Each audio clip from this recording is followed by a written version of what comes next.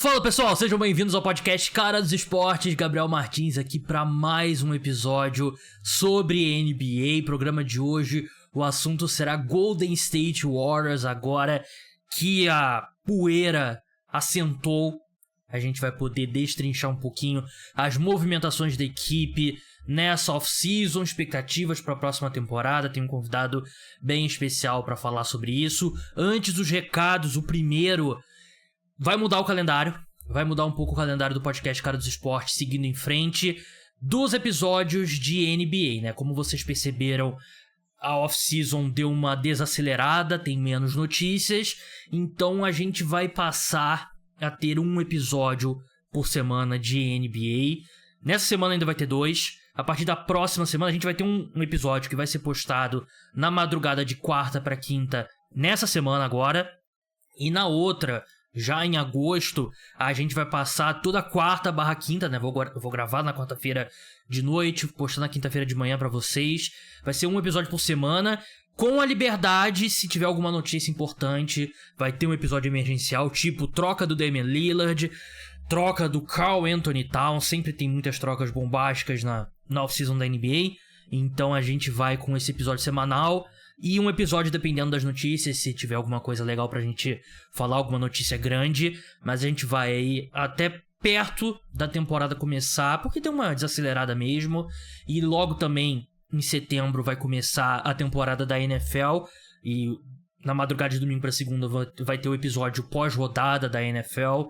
Então esse vai ser o calendário seguindo em frente. Vídeos continuam do mesmo jeito, lá no TikTok, no Instagram, e postando conteúdo no YouTube. O podcast que vai ter essa programação diferente. Mas conhecendo a NBA, eu sei que vai ter muito podcast emergencial pra gente gravar mesmo nesse período.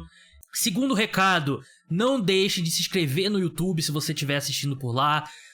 Seguir no Spotify, no aplicativo de podcast que você escuta. Segue lá, liga a notificação pra saber quando tiver episódio novo. Deixa 5 estrelas na avaliação, ajuda a gente a subir nos rankings. Dados os recados, vamos entrar no episódio de hoje. Vamos dar um alô a um convidado estreante aqui no podcast Cara dos Esportes. Você com certeza conhece o trabalho dele lá no Twitter. Eu vou falar o nome dele e depois vou falar @, e você vai conhecer. É o Christopher Hamilton, que atende pelo codinome Twitter dele, @Corneta Warriors, uma das vozes do Golden State Warriors aqui no Brasil, amigo do Damian Lee, que bloqueou ele no Twitter. Detalhes, teve também o Brooklyn Guy, que foi bloqueado pelo Kevin Durant essa semana, tava até no Trending Topics. Eu já fui bloqueado pelo Big Ben Roethlisberger do Pittsburgh Steelers, mas vou te chamar de Corneta. Corneta, como é que você tá? Seja bem-vindo ao podcast Cara dos Esportes. Fala pessoal, Corneta aqui. Obrigado por essa oportunidade, né, de estar aqui para falar um pouquinho sobre o Warriors. Podcast grande, né? Podcast importante aqui sobre os esportes americanos. Então, é um prazer.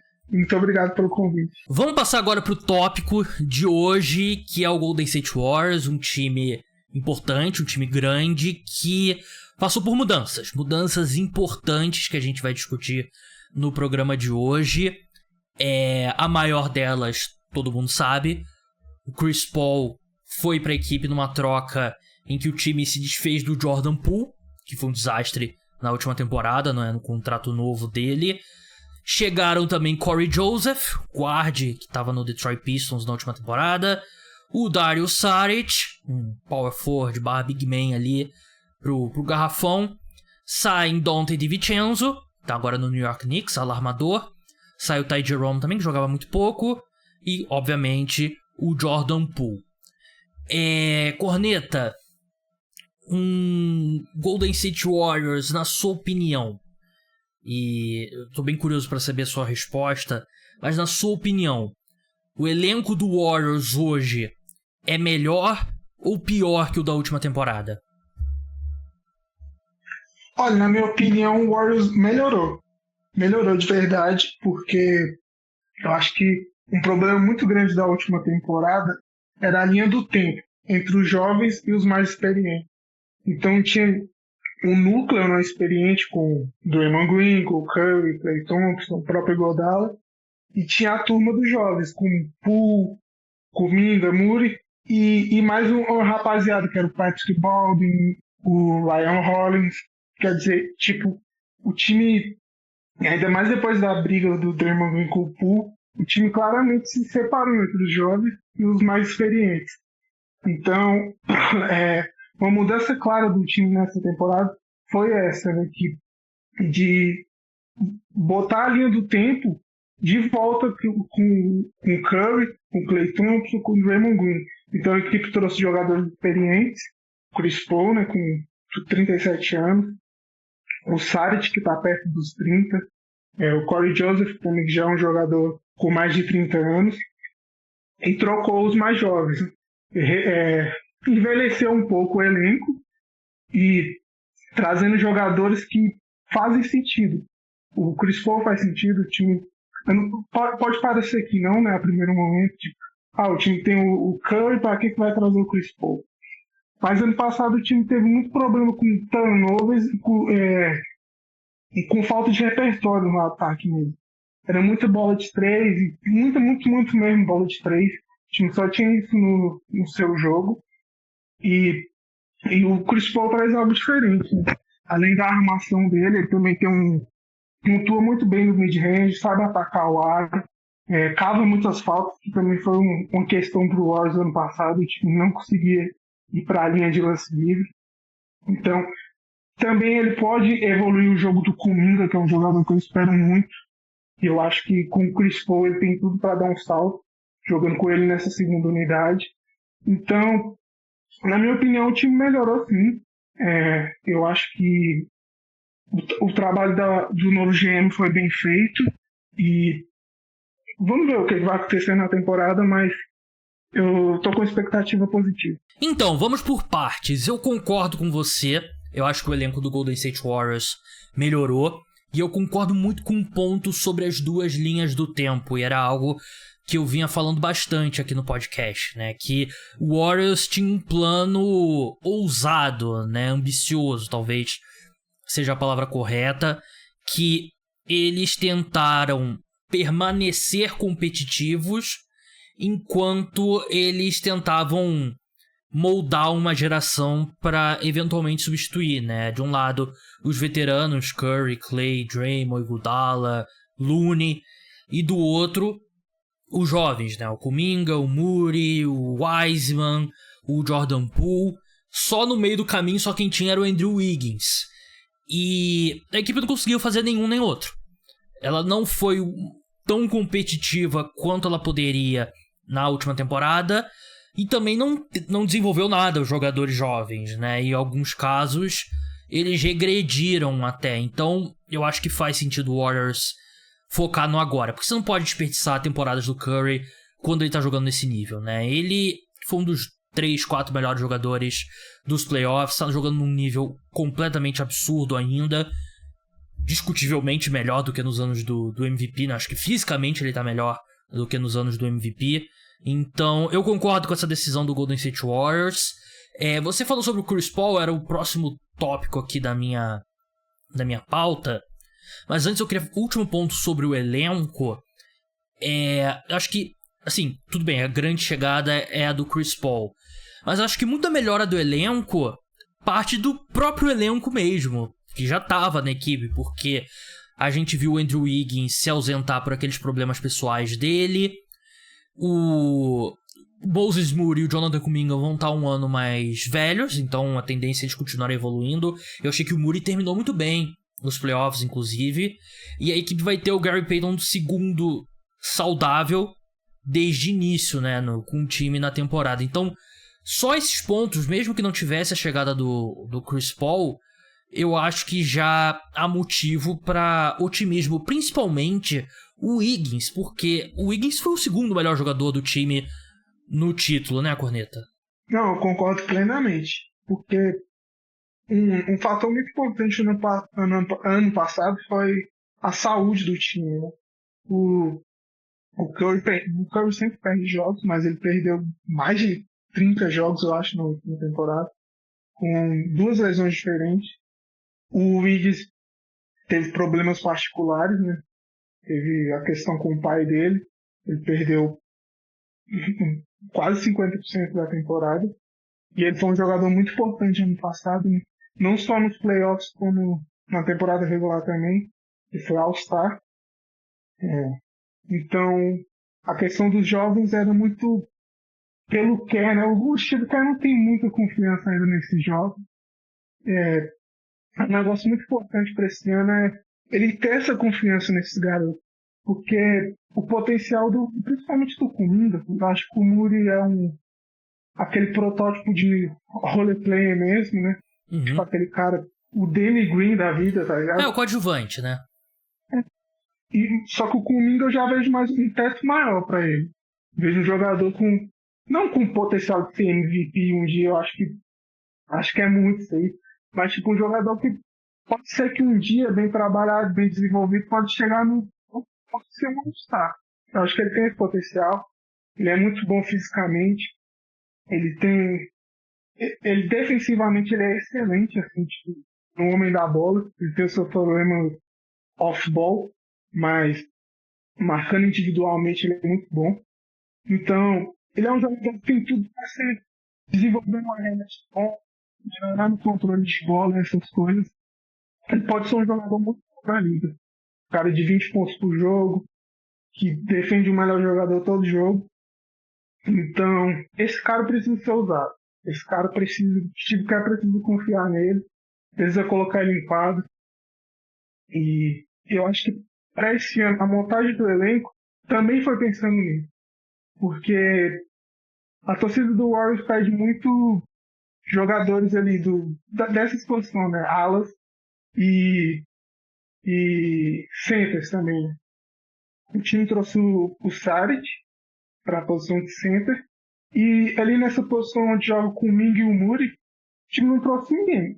Então, a expectativa é que eles realmente vão ter um papel grande nessa temporada. E eu particularmente confio bastante. Eu acho que se o Kerr soltar ele, a gente vai ter coisas boas na mão. Jogador jovem, assim, muitas vezes é melhor, principalmente cara com o perfil do Kuminga, muitas vezes é melhor cair num time que ele vai poder errar à vontade, né? E foi muito que, acho que num grau até maior, o que prejudicou o James Wiseman, né? Porque pivô a gente sabe que é uma curva de aprendizado bem grande na NBA. Ele precisa cometer os erros, só que no Golden State Warriors você não pode cometer erros, né? E é um time muito mais coletivo que a maioria das equipes, né? Então um erro de um jogador prejudica toda a movimentação. Então o Kuminga, eu sei que muito torcedor dos Warriors reclama do Steve Kerr pelo fato dele não dar mais minutos pro Kuminga, né? Mas eu também entendo que não tem muito espaço para erro mental, né? Mas o Kuminga tem um potencial muito grande, eu concordo com você sobre o Moses Moody ser um cara que projeta mais como depende de um 3&D, né? Um cara que arremessa bem, defenda bem e tal, tem uma baita envergadura. E o Kuminga, ele tem um potencial físico diferente, né? Na NBA você tem alguns dos melhores atletas do mundo e ainda assim o Jonathan Kuminga, ele se destaca fisicamente, né? Então você tem que insistir com esses caras, não pode abrir mão. Sobre o estilo de... Pode falar. Só pra completar, tu falou sobre o Kuminga, né, do ano passado, que ele não estava amadurecido o suficiente. Isso foi provado nos playoffs, né? Porque Sim. O Kuminga, ele chega nos playoffs como, tipo, o nosso sétimo melhor jogador, basicamente. Ele vinha, no final da temporada, de uma constância muito grande de boas atuações, sendo destaque do time, verdadeiro destaque. Então, chega nos playoffs, a gente não tinha nenhuma dúvida que o Kuminga seria uma peça importante ali da rotação. Aí ele entrou no primeiro jogo, cometeu 2 erros ali, não pegou um rebote e tal. Aí o Kerr já tirou ele. Aí deu uma chance pra ele no segundo jogo. O time foi lá e tomou uma sequência grande de pontos. O Kerr tirou de novo e nunca mais voltou nos playoffs novamente. Então, eu acho que tem essa questão de amadurecimento mesmo. Talvez ele não estivesse pronto, né? E a comissão detectou isso, para não ter dado espaço para ele nos playoffs. Mas eu acho que ele, em alguns casos, principalmente naquela série contra os Lakers, acho que dava para o Steve Kerr ter confiado um pouquinho mais nele. A gente estava precisando de jogadores mais atléticos para atacar ali o Anthony Davis, para tentar alguma coisa diferente, né? Porque o time não conseguia pontuar no garrafão do Lakers. Então, precisava de um negócio diferente, mas o Steve Kerr não tinha confiança, não viu ele maduro o suficiente, deu espaço para o Muri. Foi engraçado, porque o Muri, durante a temporada, não teve espaço quase nenhum. Chegou nos playoffs, ele foi um jogador importante. Eu acho que a comissão detectou, né, que ele estava mais pronto do que o Kuminga. Então é isso, eu acho que tem que trabalhar o Kuminga para essa próxima temporada, tem que trabalhar ele bem e ter confiança nele, ter confiança do dia 1 até o último dia. Com certeza eu acho que a equipe vai colher muitos frutos. E eu acho que o Kuminga tem muita questão também que provavelmente a gente não sabe de bastidores também, né? Porque teve toda a história dele estar meio insatisfeito, será que ele vai pedir uma troca, não sei o que, vai ser envolvido em troca. Então acho que tem uma questão também dessa extra quadra. Sobre o estilo de jogo com o Chris Paul, ele meio que ficou irritado quando... Não lembro quem foi a repórter que sugeriu ele vir do banco, né? Se eu não me engano, ele retrucou, tipo, você é treinador, algo do tipo, né? Tipo, você tá na comissão técnica. Não lembro exatamente o que foi. Mas ele não gostou muito dessa sugestão. E o Steve Kerr, em geral, é um cara que se preocupa muito com os veteranos, né? De tomar conta dos veteranos, né? De valorizar eles. Mas eu tava pensando aqui... Não tem muito caminho pra ele ser titular em tempo integral. Eu até acho que ele vai acabar tendo muitos jogos como titular. Porque, como você falou, o Curry não vai jogar todo jogo, o Clay não vai jogar todo jogo, o jogo que o Draymond não vai jogar, então ele pode pegar esses jogos e começar jogando. Mas com todo mundo saudável, não tem como ele ser titular. Porque você não vai jogar em tempo integral com Curry, Chris Paul, Clay, Wiggins e Draymond. Você não pode colocar essa... Você pode ir nos playoffs, de repente, mas você não vai colocar o Draymond Green pra defender pivô por 75 jogos numa temporada regular, né? Então, creio eu que ele vai ser o primeiro homem vindo do banco ali, vai ser Curry, Clay, Wiggins, Draymond e Looney. Ele vem do banco e vai aquele estilo que a gente tá acostumado a ver o Chris Paul apontando, falando pra caramba, com o Muri, com o Kuminga, com o Gary Payton, né? Com esse pessoal mais jovem. E eu acho que pode dar bastante certo, porque até tem um ponto no estilo de jogo do Warriors que mudou nos últimos anos. É um time que usa muito mais pick and roll, né? Aquele jogo de bloqueio, né? Com o ball handler, o cara vem e bloqueia. O Curry tem usado muito mais o pick and roll e o Chris Paul é um mestre em pick and roll, né? Então até nessa questão de estilo, eu acho que se encaixa, mas, assim, Chris Paul vai ter que aceitar. Não sei se você discorda de mim, discorda, Coneta, mas eu acho que não tem um caminho pro Chris Paul ser titular a temporada inteira. Até não acho que seria ideal pra ele, né? Porque eu acho que ele tá num modo que ele tem que se poupar pra chegar o mais saudável possível, o mais descansado possível nos playoffs. Vamos voltar lá pro primeiro ano do Steve Kerr, quando ele chegou, 2014, 2015. O Iguodala tinha chegado na temporada anterior como o cara pra mudar o patamar do Warriors, né? Pra trazer aquele ala que ia mudar o patamar mesmo, pra ajudar o Curry a levar o time longe, né? O time já tinha chegado relativamente longe no ano anterior, né? Chegou na semifinal de conferência contra o Spurs. Então, o time traz o Iguodala para 2013 e 2014. Vai ser essa peça para complementar o time, para ser o último ajuste que faltava para o time virar contender. Acontece a temporada de 2013 e 2014, o Iguodala foi titular nela toda. O time cai no primeiro round e vem o Steve Kerr, né, em 2014 e 2015. E a primeira coisa que o Steve Kerr faz é chegar no Iguodala e botar ele no banco. Isso, pelos relatos da época, né, o Iguodala não aceitou isso normalmente, né, porque era um jogador consagrado na liga, tinha acabado de ser campeão olímpico pelo Dream Team, então não era um cara para ir pro banco, né, pegava por Harrison Barnes. Mas aí o Steve Kerr teve uma conversa com ele, falou como seria importante pro time, né, ter ele vindo nessa segunda unidade, como podia evoluir o time nesse aspecto, como ele teria uma chance maior de ser campeão desse jeito, né? Então ele conseguiu convencer o Iguodala ali, e aí o Iguodala foi o sexto homem, né, durante a temporada inteira, e aí chegou nas finais, o time precisava de algo diferente, né? E vem o Iguodala como titular. O Steve Kerr tira o Bogut, né? E coloca o Iguodala de titular a partir do jogo 4 contra o Cavs. E o Iguodala acabou sendo o MVP das finais.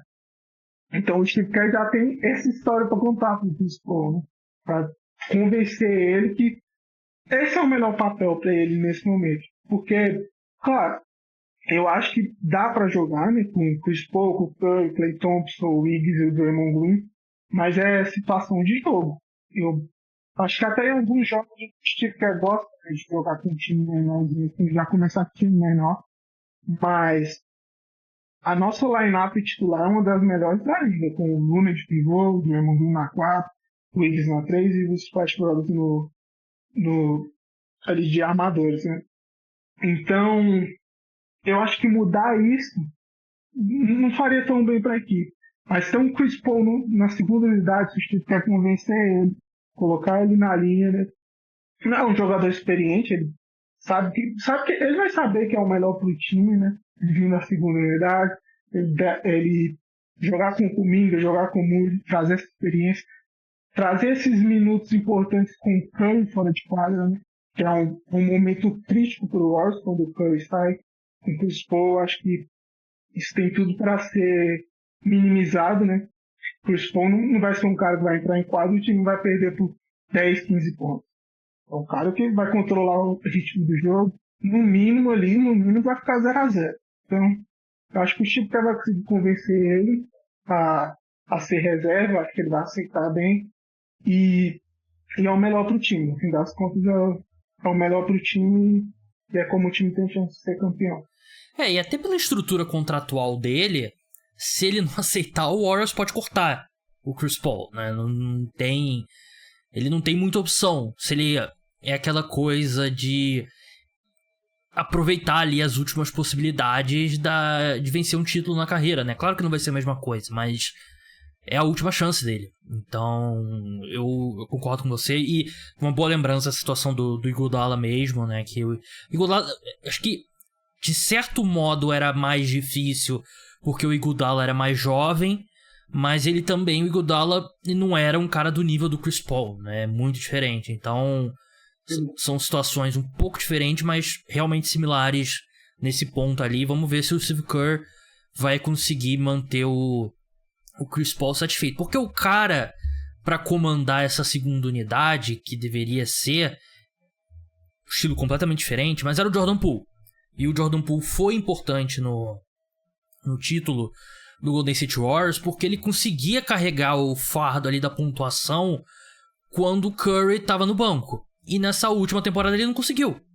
E o Warriors olhou para esse contrato do Jordan Poole e volta aquela discussão que a gente teve no começo, né? De você pode tentar insistir no Jordan Poole, ver se ele volta à trajetória que ele estava na temporada retrasada, porque muitas vezes a evolução do jovem jogador não é linear, né? Às vezes ele sobe um pouco, desce um pouco, depois sobe mais um pouco. Ou então você pode cortar as perdas e se desfazer, né? Cortar o mal pela raiz, digamos assim. E eles optaram pela segunda opção. A gente teve aqui basicamente o que? Um mês e meio desde que a troca aconteceu. Corneta, você pôde respirar? Eu tenho certeza que você todos os seus tweets irritados já saíram lá no Twitter e todo mundo já viu. Mas agora com a cabeça fria, tendo um pouco de perspectiva, qual sua opinião em relação à saída do Jordan Poole? Você é do camp que acha que foi um acerto? Você é do lado que ficou chateado com a saída de um jovem jogador, cara que foi campeão? Como é que tá a sua cabeça hoje? Pequeno recado aqui, se você é estudante de jornalismo e mora em São Paulo, na capital, eu tô precisando de alguém para um trabalho de um dia, vai ser nessa próxima semana, entre o dia 31 de julho e 4 de agosto, vai ser um dia só, vai ser remunerado, é serviço de um dia mesmo, eu preciso de alguém que estude jornalismo, um estudante ou uma estudante, tanto faz, se você gosta de basquete e estuda jornalismo, claro, me manda uma mensagem, tem um WhatsApp aqui na descrição do podcast, tem um e-mail também se você preferir, mas o WhatsApp também você me encontra, e a gente fala melhor sobre detalhes, mas é isso. Vamos voltar pro programa. Foi o que eu falei lá no Twitter. Eu não reclamei tanto assim da troca. Eu reclamei que o Warriors melhorou. Eu esqueci a frase que eu coloquei lá no Twitter, mas foi um negócio tipo: o Warriors melhorou, mas embrulhando o estômago do torcedor, sabe? Tipo, o time teve que fazer isso aí, era necessário essa troca, mas deu uma embrulhada no estômago do torcedor, porque no fim do dia o time trocou aquilo que a gente achava, né? Até hoje eu acho que é um potencial All-Star, né? De 24 anos por um cara em fim de carreira, com 37, 38 anos. Então, a princípio, você olhando para essa troca, parece algo muito ridículo, né? Mas você pensando no que é o Warriors hoje, no contexto do Warriors hoje, era necessário, porque a situação do Poole com o Draymond Green não seria resolvida, né? E agora Só é foda você trocar o cara que levou o soco, né? Não que deu o soco, né? Mas não é assim que funciona a NBA, né? É complicado, né? Porque você vai falar do Draymond Green, é um cara muito grande pro Warriors. Então, na queda de braço ali era o que o Poole ia perder, né? Então, sobre esse assunto aí, eu fico muito pisando em ovos ali, eu não gosto de falar muito sobre. Mas, a corda roeu pro lado mais fraco, né? Mas aí você pensa que essa relação já tava... Não tinha mais jeito, né? E agora com a saída do Poole, o Draymond Green deu umas alfinetadas ali, o pai do Poole entrou na história. Então, é o que deixa tudo mais claro que não tinha como resolver essa situação. Então o Warriors pensou, a gente não vai ter como resolver isso aqui, então a gente precisa se livrar desse contrato, se livrar desse jogador, desse contrato. O que a gente pode fazer para não piorar o time, para a gente ainda dar uma chance pro Curry, para esse núcleo ainda ter chance de ser campeão? E a equipe viu o Chris Paul como esse cara, né? Já era muito especulado, já antes da troca do Bradley Beal, já diziam que o Warriors estava interessado no Chris Paul, que a primeira notícia é que o Chris Paul ia ser dispensado, aí já deram na mídia que o Warriors era um dos mais interessados, então lá desde o início o time já tinha ele como o nome ideal, e aí ele foi pro Wizards e ocorreu a troca.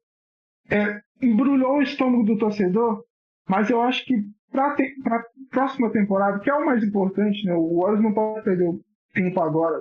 O Curry já vai fazer 36 anos, é o maior jogador da história da franquia. Dificilmente o Warriors vai ter um jogador do nível dele novamente, então tem que aproveitar esse restinho dele. E então, pensar na próxima temporada mesmo, depois que a equipe fez. Eu acho que no fim do dia foi uma decisão correta, mas que, claro, causou muita polêmica. Eu não coloquei na pauta aqui, mas eu queria te perguntar também sobre a situação do Klay Thompson, que ele tem mais um ano de contrato, 43 milhões de dólares, e assim, todo mundo viu o que ele foi nos playoffs, né? Ele foi muito mal nos playoffs, tanto defensivamente quanto ofensivamente. O que muita gente não viu é que ele teve um dos melhores meses da carreira dele, se eu não me engano, em janeiro, fevereiro, que foi um período que o Curry tava fora, ele teve média de... Oi? Janeiro. Teve jogos de 50 pontos e tal. Média de 30 pontos por jogo e tal. Jogou muito bem mesmo antes dos playoffs começarem. E ele meio que admitiu ali que ele não tava na melhor forma. E é de se entender, ele é um cara que passou por muitas off-seasons ali se recuperando das lesões e tal. Jogou até as finais da NBA na penúltima temporada. Mas é um cara que já mostrou sinais de declínio, tem 33 anos e creio eu que vai ser uma negociação complicada, né? Porque ele vai querer receber o valor dele, como ele deveria, mas é muito difícil acreditar que ele vai chegar perto do valor atual. Mas a renovação do Draymond meio que faz a gente acreditar que é automático, né? Que eles vão manter esse núcleo até o fim. O que você acha? Você acha que o Klay renova? De repente ele vai optar por uma segurança maior e um valor mais baixo por ano, como fez o Draymond? O que você acha que vai ser do Klay Thompson? E se você confia que ele pode melhorar em relação ao que ele jogou nos playoffs? Começando sobre o Klay dentro de quadro, né? Eu acho que ele fez uma boa temporada, o início dele foi bem ruim, mas tinha uma justificativa ali, porque a justificativa era que ele não tinha feito treinos normais durante a off-season porque ele estava com medo. Ele tinha se machucado, né? O Aquiles na outra vez. Então ele meio que estava com medo, ele só estava arremessando, sabe? Durante a off-season. Então ele não fez treino de contato, essas coisas. Então ali, o início dele foi muito devagar, foi muito ruim mesmo. Só que ele, a partir do jogo 20, ali mais ou menos, ele entrou no modo Klay Thompson normal, né? Que é o Klay Thompson que a gente conhecia antes da lesão. E aí, janeiro espetacular, assim, o Curry, ele foi muito importante. Ali, aquela sequência, se o Warriors não tivesse aquela sequência, o time nem estaria nos playoffs. Então, tem que dar o valor para ele. Sobre os playoffs, eu acho que eu fico menos preocupado do que a maioria da torcida. Porque o Klay Thompson no primeiro round, eu não achei ele tão mal assim. Tem até uma estatística que não é muito boa para avaliar, tipo, a defesa do cara em si, mas é uma coisa para se levar em conta, que os jogadores que ele estava marcando durante a série contra o Kings, tipo, teve aproveitamento de 30%. Então, ele estava ali, né? Ele estava marcando ali dentro das possibilidades bem. E contra o Lakers é uma coisa a mais Klay Thompson possível. Que é simplesmente Klay Thompson entra numa fase ruim, começa a esfriar e não acerta nada, ele fica desesperado. Ele começa a dar arremessos ainda mais absurdos, assim, que a gente pensa, não, por que você está fazendo isso? Então, mentalmente, o Klay Thompson sempre foi meio frágil mentalmente, assim. Ele é muito dependente da confiança. E por isso que não me preocupa tanto, porque eu já vi esse Klay Thompson antes. Só que antes, a gente não precisou de um Klay Thompson 100%, sabe? Teve momentos que ele teve esse momento ruim durante o playoff, mas que passaram batido, porque o Warriors ganhava tranquilo. Tipo, contra o Blazers em 2019. Ele arremessou muito, o pessoal tem muita última imagem dele, né, nas finais, ele jogou pra caramba, mas contra o Blazers na série anterior ele arremessou muito, muito sério. Só que o Warriors ganhou de 4-0, ele fez 35 pontos por jogo, então todo mundo esqueceu e na série seguinte contra o Raptors ele fez o que fez, né? Porque a lesão. Então não é um negócio que me preocupa muito de quadro por enquanto. Claro que ele tá ficando velho, na próxima temporada ele já vai fazer 34 anos. Mas eu ainda acho que tem uma gasolina no tanque ali que ele mostrou. Então dentro de quadro não é uma preocupação. Sobre o contrato, é difícil falar, né? Porque o Warriors tem muita gratidão por esses caras, né? Eles mudaram a franquia de companhia, né? Então é muito difícil medir um valor para eles, né? Porque é difícil mesmo. Não dá para dizer qual é o valor deles.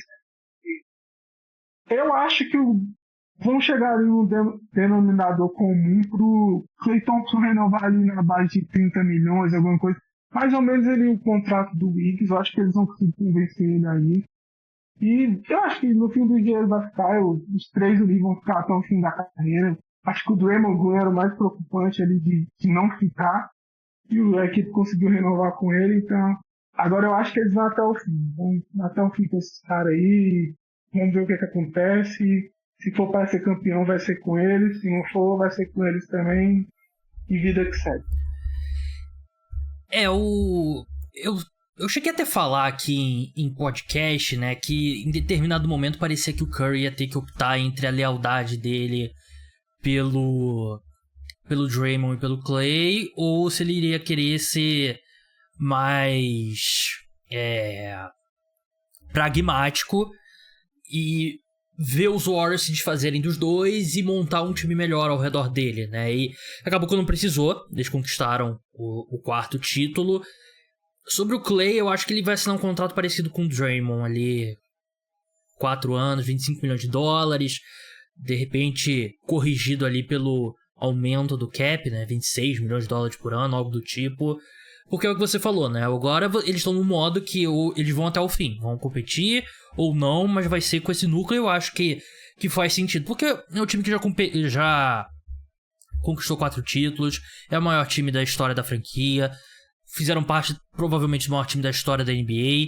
E eu acho legal ter essa lealdade. Não, a gente quer competir mais com esses caras aqui. Vamos tirar ali a última gota junto. E eu acho que é justo. Então eu também acredito que o Klay fica, só que ele vai precisar jogar melhor, né? Ele vai precisar... O janeiro dele, eu tava vendo aqui enquanto você tava falando, 27 pontos de média, que é... Tudo bem, teve muita gente com média alta de ponto na NBA, mas 27 pontos ainda são 27 pontos, né?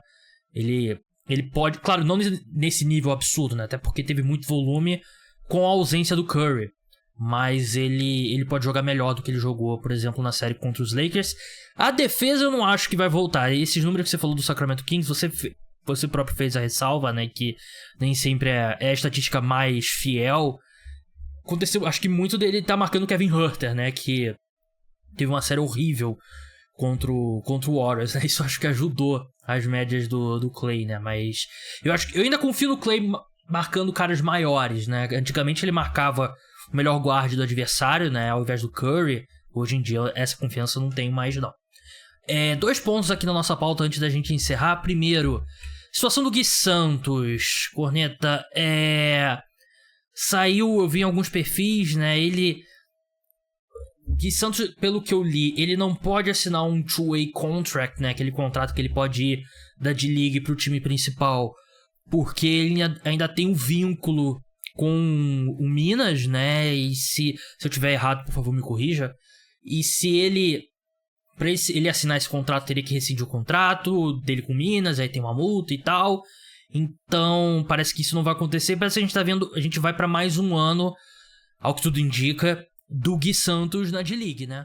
Tive uma informação que o Minas provavelmente não ia se opor se o Warriors chegasse lá e convencesse eles, né, que não, o Gui Santos vai ser nosso two-way aqui e tal.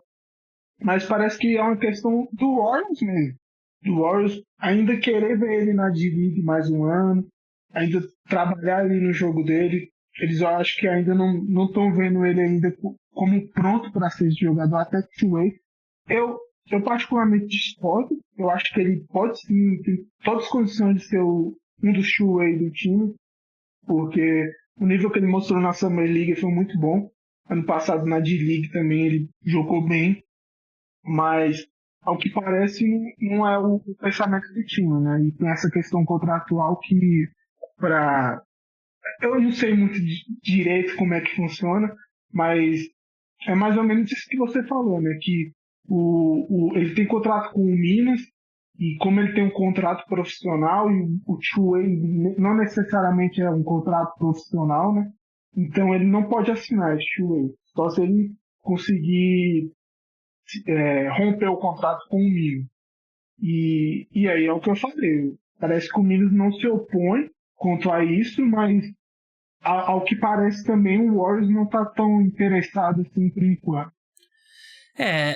Quem sabe um bom mundial do Gui, né, pode ajudar aí e mudar a ideia do Golden State Warriors, né? Até porque eu acho que ele é uma posição ali que a equipe não tem tanta profundidade no elenco, né? Um ala alto, né, que cria o próprio arremesso, quem sabe pode ver uns minutinhos, mas acho que ele tá numa trajetória boa, né? E a gente viu o Gui Santos na última temporada e agora nessa Summer League, um jogador que evoluiu muito, né? Um jogador que tá visivelmente mais forte também, que eu acho que a gente viu ele colocar o Brandon Miller ali no bolso, né? Que foi a segunda escolha geral do último draft. Acho que ele tá na trajetória. Se não for esse ano, acho que em breve a gente vai... Ou de repente outro time também, né? Pode ser que a oportunidade dele venha em outro time. Pra gente encerrar agora, documentário sobre o Stephen Curry saiu nessa sexta-feira no Apple TV Plus. Conseguiu assistir? Eu tava até falando no Twitter, né, que o mais interessante desse documentário é que ele fala a trajetória dele no college, né? No college, já tem um pouquinho no high school, né? Passando pelo high school. E deixa em aberto, né? Mais pra frente, a segunda parte falando da carreira dele na NBA, né? Porque, tipo, isso não foi muito... Eles não trouxeram muito isso para o documentário.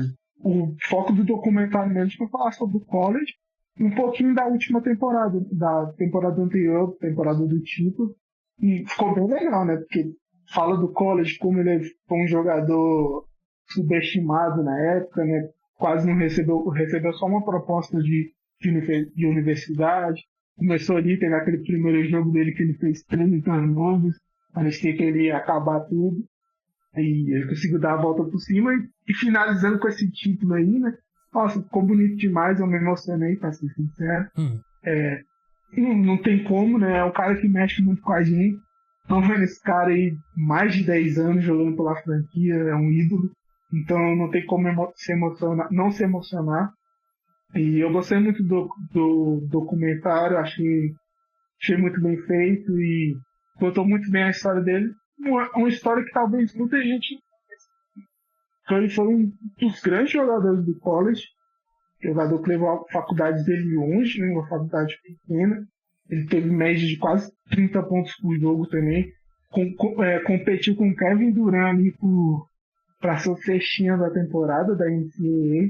Então, tem que dar esse valor para ele também no college. Eu acho que esse documentário trata muito bem isso. Então, eu gostei do documentário. Eu achei ok. O meu principal problema com o documentário, na verdade, são dois.